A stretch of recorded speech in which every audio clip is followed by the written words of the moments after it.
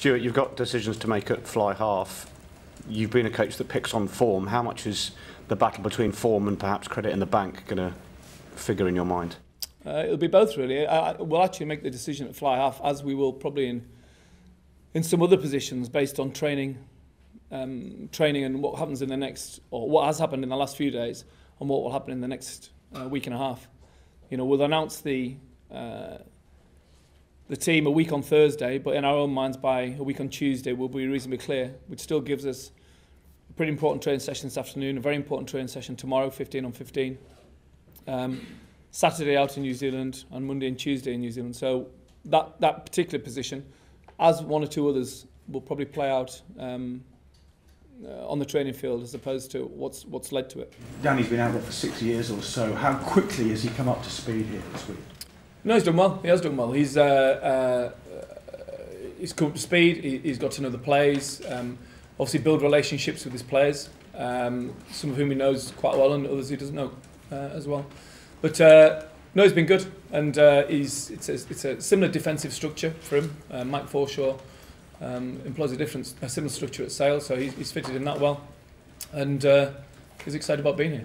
And Billy Twelvetrees, does he remain an option to maybe cover Ken? I mean, how's his recovery from injury going?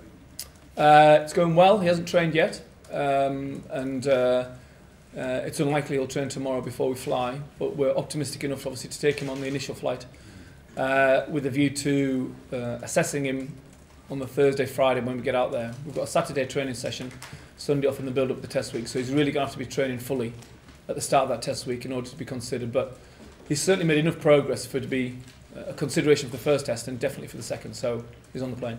Yeah, you were there on Saturday watching Steffon Armitage, and you know what I'm going to ask you now. I mean, it was a fantastic performance from him. This rule about overseas players, you inherited it. It wasn't your. Do you still think it's a good idea? Is the door still open for exceptional circumstances come a World Cup training camp for Steffon?